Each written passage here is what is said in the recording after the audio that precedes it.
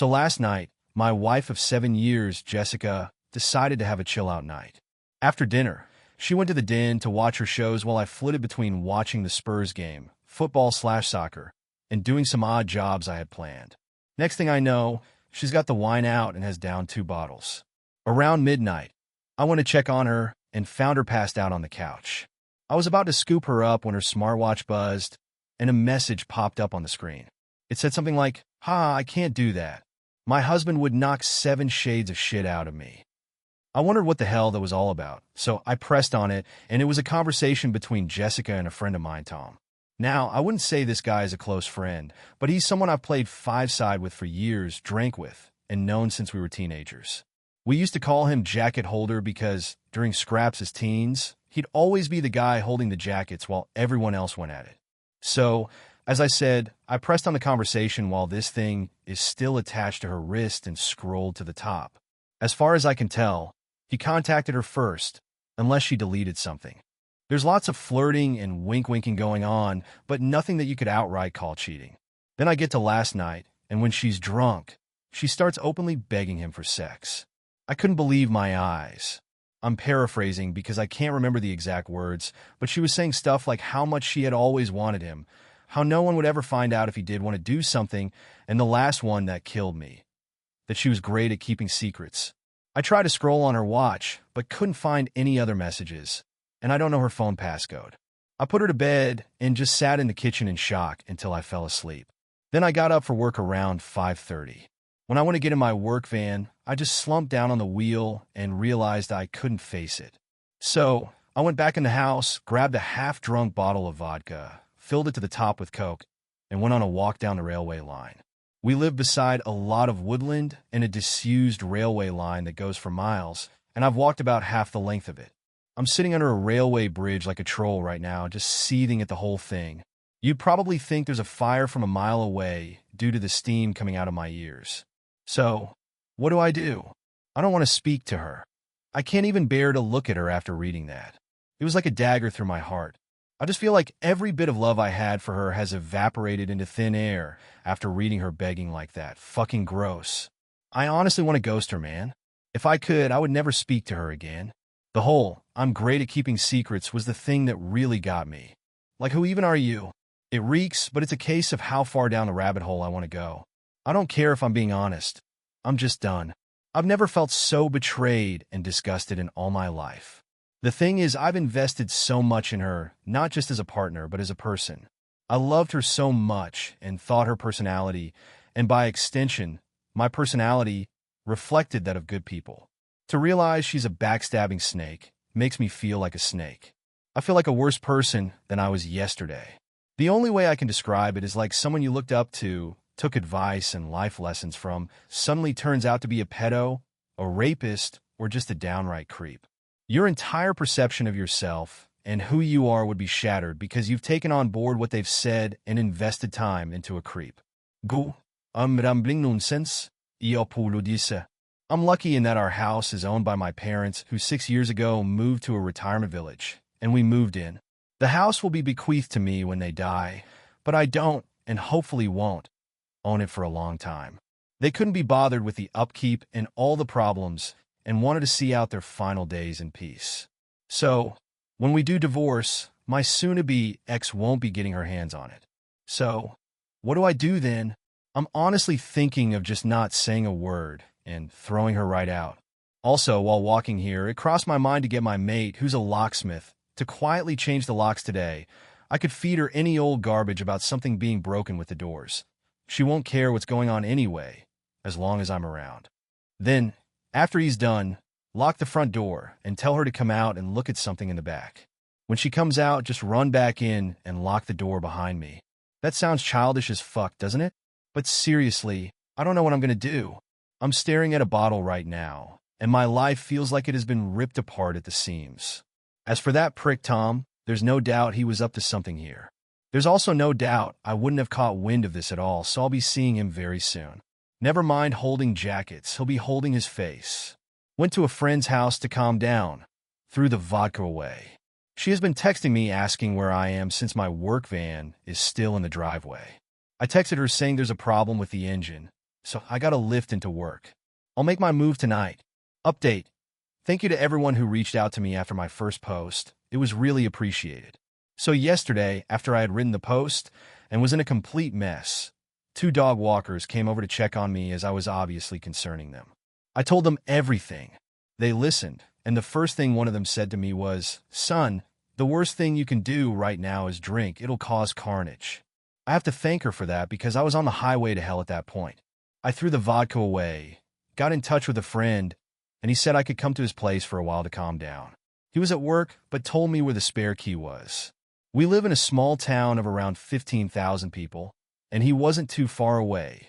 So once I got there, I sat on his couch just trying to calm down. Throughout the morning, I was getting multiple texts and phone calls from Jessica asking where I was and what the hell was up, as my work van was still sitting in the driveway, and I was nowhere to be seen.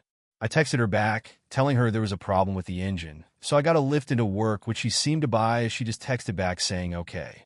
When my friend got back from work at about 5 o'clock, I told him everything that had happened and asked his opinion. I also told him not to tell anyone about Tom, as that might get back to Jessica, which I didn't want at this point. I would deal with him later. By that, I mean I'll expose what a little rat he is. Knocking him out doesn't help me at all right now. As an aside to the people saying he did nothing wrong, he messaged my wife first. He was being extremely flirty. What the hell is he even playing at messaging my wife in the first place? He only knows her in passing from afar. Look, I've got no problem with 2 adults conversing with each other, but they hardly knew each other, and it was flirty from the start as far as I could tell.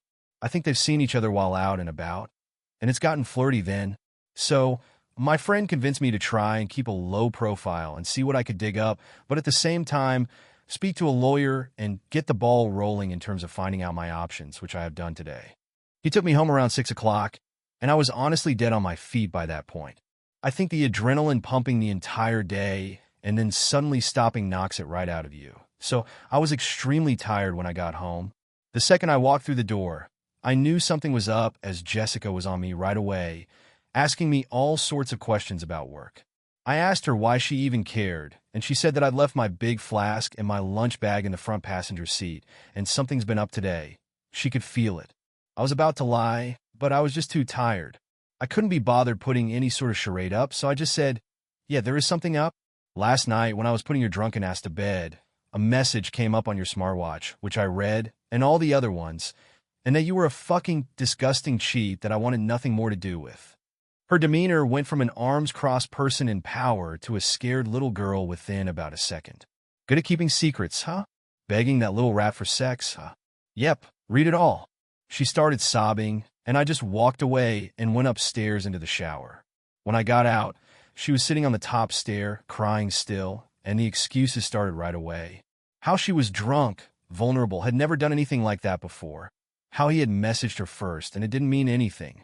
She was never going to go through with it. Pretty much everything that everyone on here was saying she would say, like she had the playbook out. The only thing she didn't do was try to blame me. She probably knew I would have thrown her right out the door if she had tried that shit. I told her that I wanted a divorce and her out of the house within a month. Also told her that she was moving to the spare room. I've been pretty much ignoring her ever since, just scowling at her and shaking my head when she starts waffling nonsense. I don't want to hear it. She slept in the spare room last night, and I haven't spoken to or texted with her at all today. If I'm lucky, maybe she'll be gone when I get back from work, but my luck's not that good, I suppose. On getting her out, though, I was telling my parents what was happening today, and my mother was adamant I wasn't throwing her out on the streets. Her and my mother are close and always have been. We'd have been together 11 years in December. My mother was saying she made a mistake and that we should sort it out like adults, that we've been through too much together, and that she didn't actually do anything, it was just words. She completely took her side over mine. I couldn't believe it. Could this screw me here? Do I have no right to ask her to leave if my mother is against it? It's literally going to be my house when my parents pass, and I did nothing wrong, so I'm not leaving. It's probably going to turn into War of the Roses Part 2.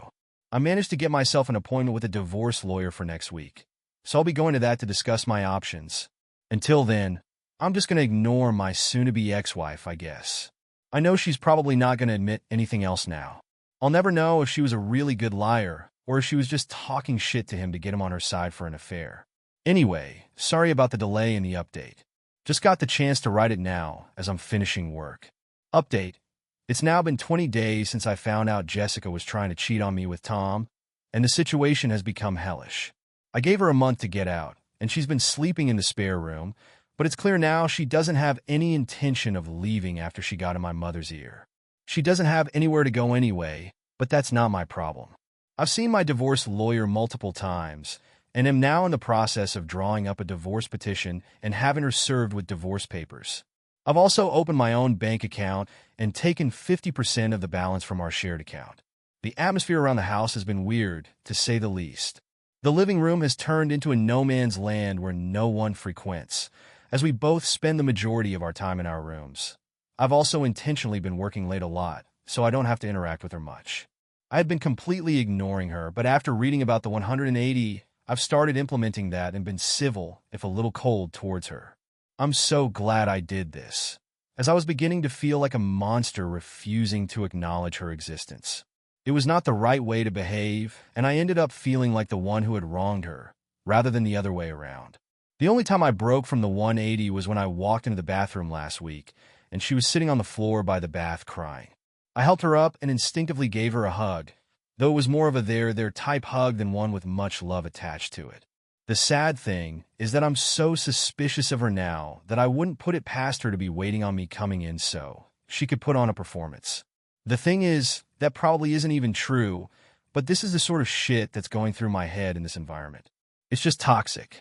She's been crowing about how she'll do anything and everything to save this marriage, anything to prove to me that it was just a silly mistake.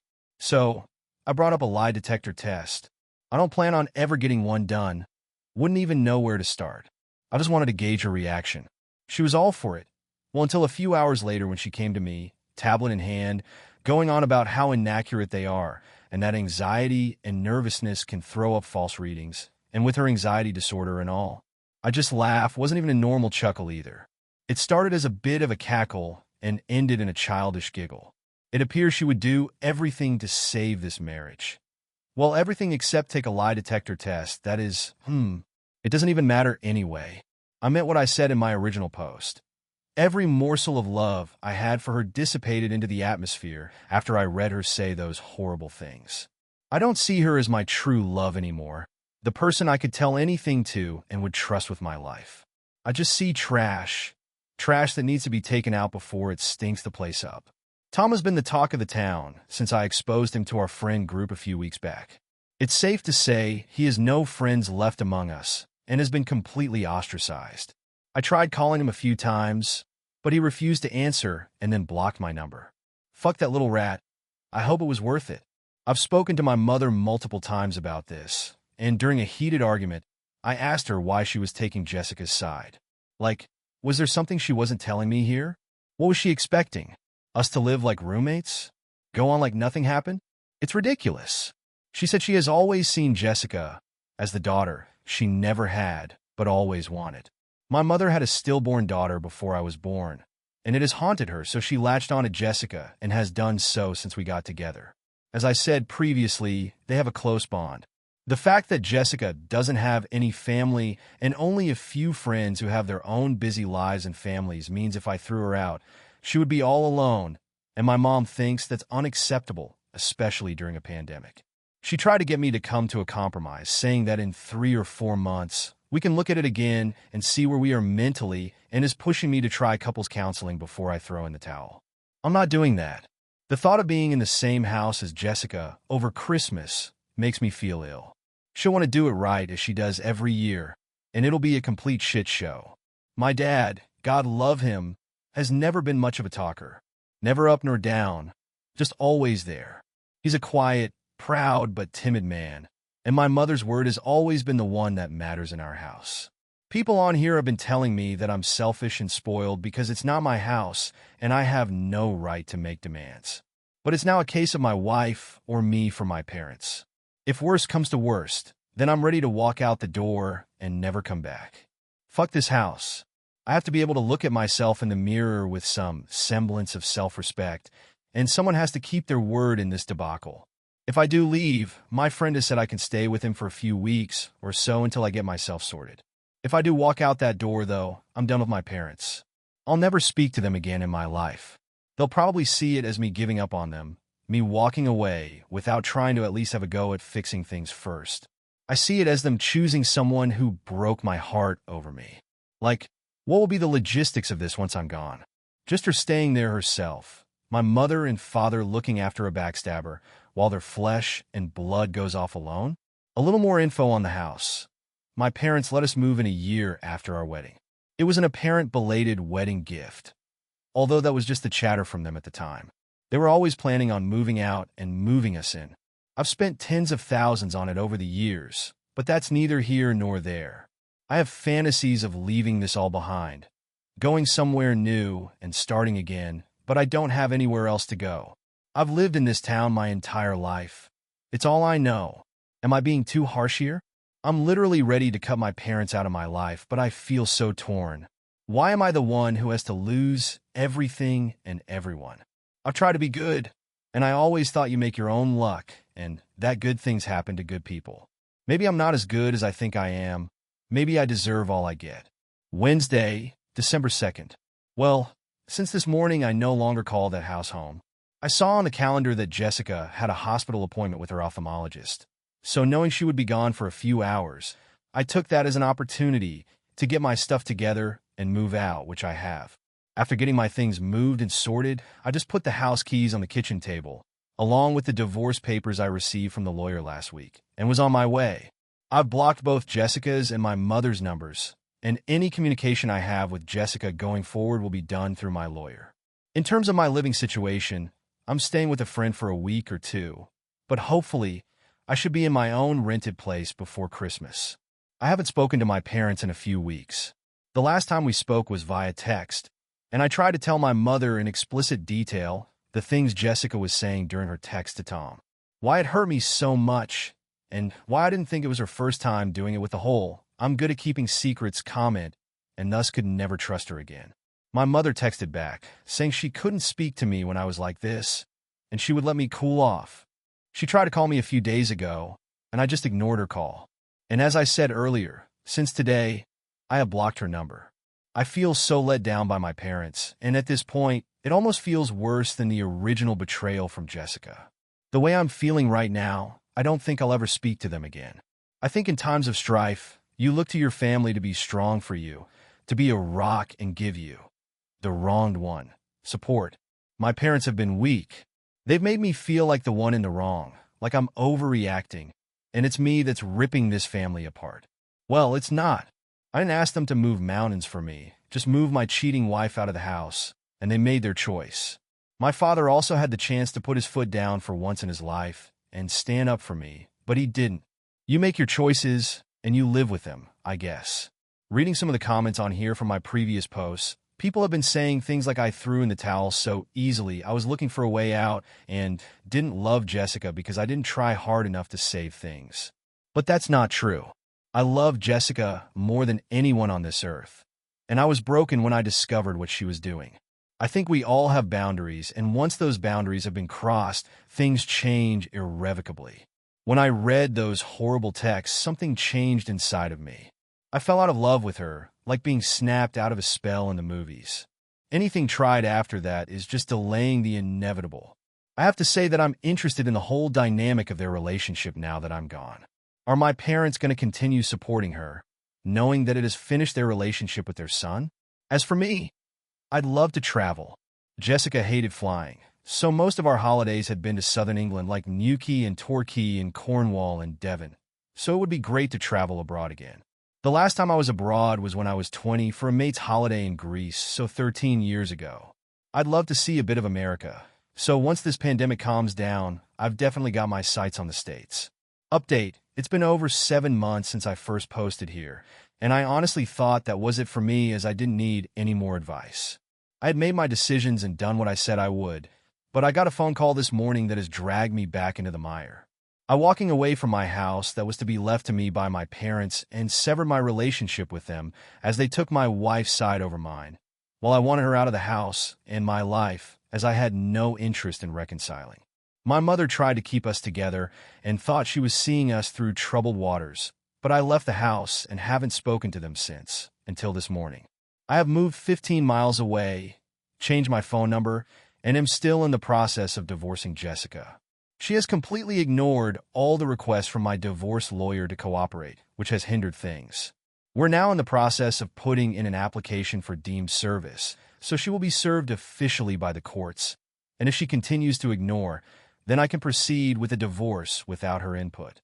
Well, this morning while at work, I got a phone call from my friend telling me that my dad was trying to get in touch as my mother is not well, and would it be okay if he gave him my number? I said okay, and my dad phoned to tell me Mom is in the hospital. She's stable but not great. Obviously, I was shocked as I've not heard my dad's voice for so long. It was also the most emotional I've ever heard him.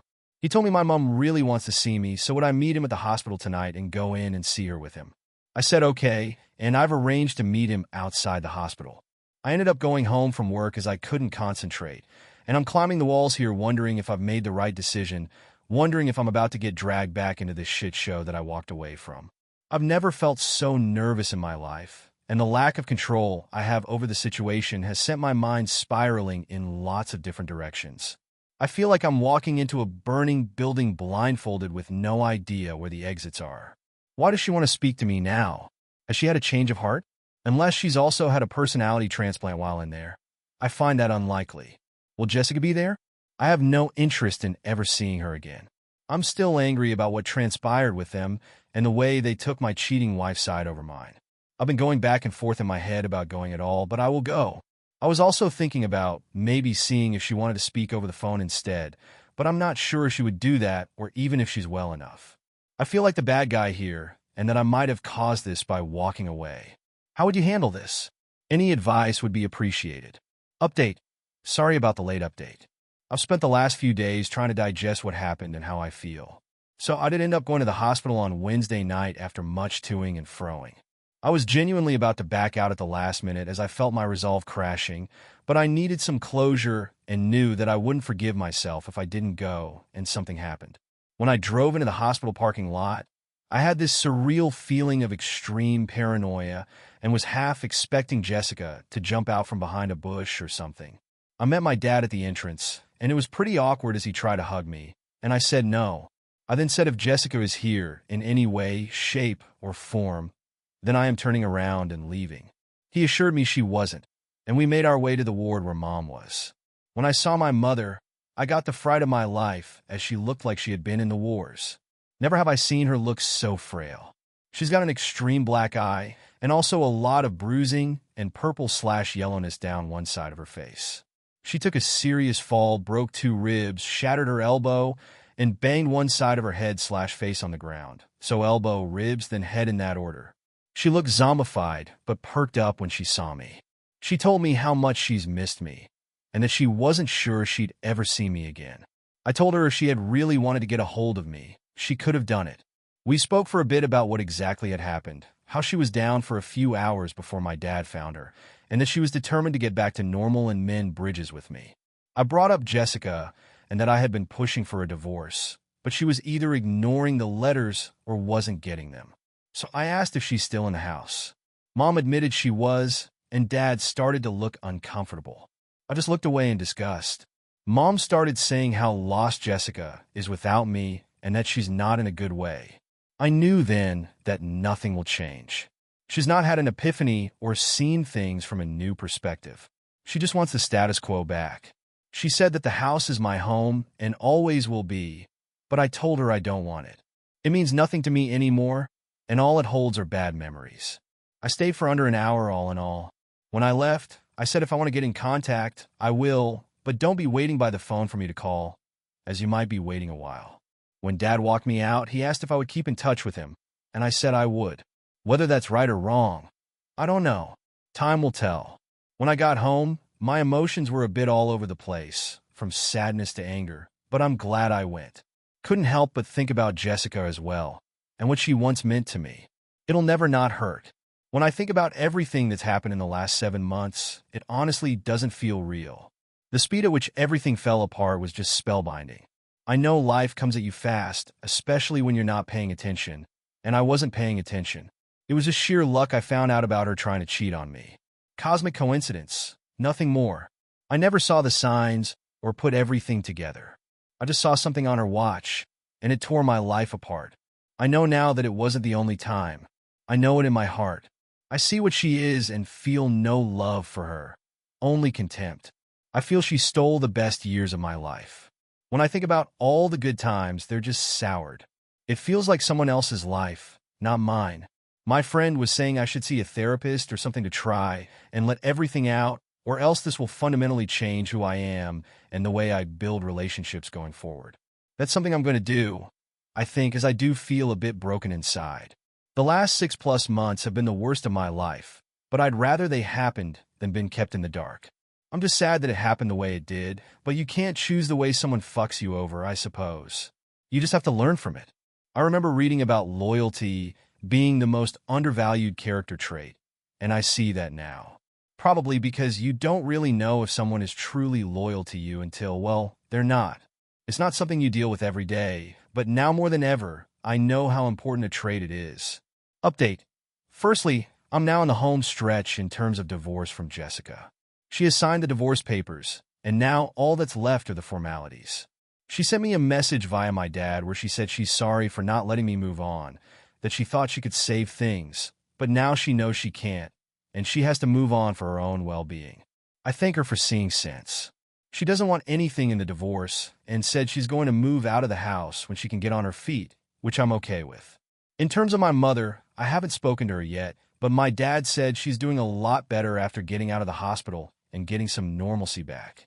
I don't know how things will pan out with them, but I've said that if the house is going to be mine, then I want them to put it into my name now to give me some security, then we can start trying to build bridges. We'll see how that goes.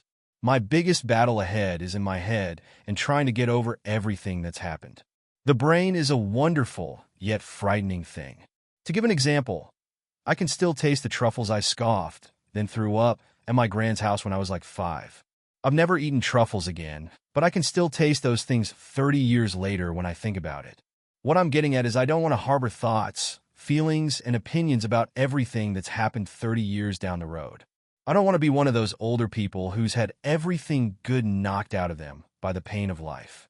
You often hear about those people, how they used to be good, kind, or funny, but somewhere along the line, they've had experiences that have forever changed them, turned them into a person they never wanted to be, and all that's left is pain. I don't want to be that person. I have to let this pain go before it consumes me. I have started therapy and spoken to a psychiatrist both over the phone and in person, and it has helped me a lot to speak candidly about everything, if only for a little while. My psychiatrist also said something to me that really struck a chord. When I was moaning about how my best years were behind me, she said, "Your best years are the years you've got left."